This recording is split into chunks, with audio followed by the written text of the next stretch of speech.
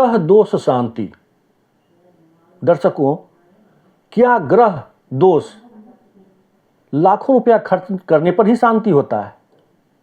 क्या लाख टके का कोई रत्न पहन लेने से ही ग्रह शांत होते हैं?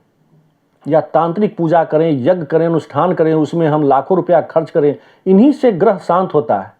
क्या इसका कोई और उपाय है? नमस्कार प्रिय दर्शकों, मैं हूं पंडित उज्ज्वल प्रकाश झा। इस आध्यात्मिक ज्योतिष कार्यक्रम में आप सभी दर्शकों का बहुत बहुत स्वागत, बहुत बहुत अभिनंदन। दर्शकों, आज के इस कार्यक्रम में हम बात करेंगे ग्रह शांति के उपाय। क्या ग्रह शांति का उपाय सिर्फ महंगे उपाय हैं या उसका कोई विकल्प भी है? शास्त्र में क्या हमें लाखों रुपया खर्च करने से ही ईश्वर प्रसन्न होंगे या ग्रह प्रसन्न होंगे जिससे हमें ग्रह शांति होगी, या इसका कोई दूसरा उपाय भी है, दूसरा विकल्प भी है? दर्शकों, इसी विषय पर आज का हमने कार्यक्रम रखा है, ग्रह शांति का उपाय। दर्शकों, हम लोग जानते हैं कि ग्रह हमें कष्ट क्यों देते हैं। साधारण सी बात है कि जब मेरा कर्म और शुभ कर्म हम करेंगे तो ग्रह हमें कष्ट ही न देंगे। यदि मैंने शुभ कर्म नहीं किया है तो फिर मुझे अच्छा फल क्यों मिलेगा? जरा सोचिए कि मैं किसी को सता रहा हूं, किसी को कष्ट दे रहा हूं, तो मुझे अच्छा कैसे हो सकता है? जब हम जानते हैं कि सभी के एक परमात्मा है,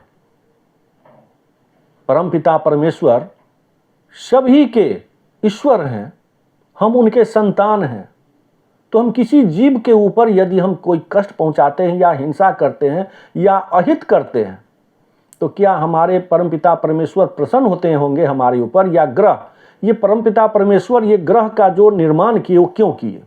हमको देखने के लिए कि मैं कर्म क्या कर रहा हूं। ये जो नक्षत्र होते हैं, ग्रह होते हैं, राशि होते हैं, वो क्या होते हैं?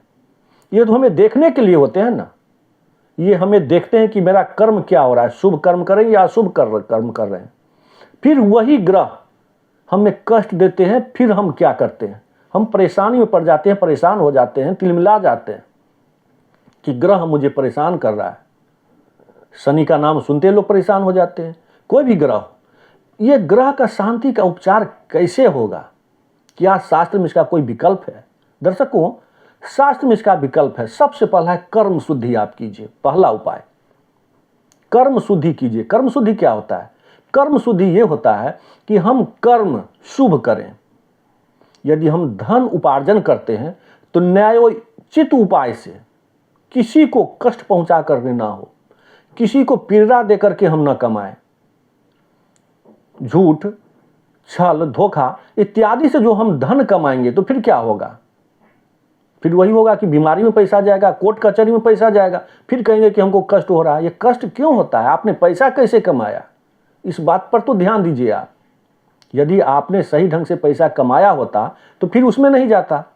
दर्शकों, सबसे पहली बात है ग्रह शांति का उपाय, जो मैंने इस कार्यक्रम का शीर्षक रखा है, आपको कर्म शुद्धि, अपना कर्म को शुद्धि करना है। मेरा व्यवहार दूसरों के साथ कैसा है, उनके साथ मैं किस तरह से व्यवहार से पेश आ रहा हूं, इस पर ध्यान दीजिए। कर्म अच्छे कीजिए, ग्रह आपको परेशान नहीं करेंगे। ग्रह परेशान तभी करेंगे जब मेरा कर्म अच्छा नहीं होगा। दूसरा उपाय है आपको दान। दान क्या होता है? कलयुग में दुर्गति नाशनम दान को कहा गया है। दान ऐसा होना चाहिए कि हम बाएं हाथ न जाने, जब हम दान करें तो दाहिने हाथ से हम दान करते हैं तो बाएं हाथ को पता नहीं चलना चाहिए। आजकल के समय में देखते हैं मीडिया के सामने लोग एक कंबल 5 लोग मिलकर के ओढ़ाते हैं और फोटो खिंचवाते हैं। ऐसे दान से बचिए। ऐसे दान से कभी हमें अच्छी नहीं हो सकता है। दान का मतलब होता है त्याग। आप त्याग दिखावे के लिए दान क्यों करते हैं आप? फिर वह दान का कोई मायने नहीं होता है। दर्शकों, तो ऐसा दान करें, दान से दुर्गति का नाश होता है। भले ही आपकी आर्थिक स्थिति वैसी नहीं है, 1 रुपया ही दान करें, लेकिन दान करें। कोई जरूरतमंद को कोई चीज़ दे दें आप, कोई भूखे को खाना खिला दें, किसी जीव जंतु को, पशु पक्षी इत्यादि को आप थोड़ा सा चारा दे दें, अन्न दे दें, यह भी दान में आता है।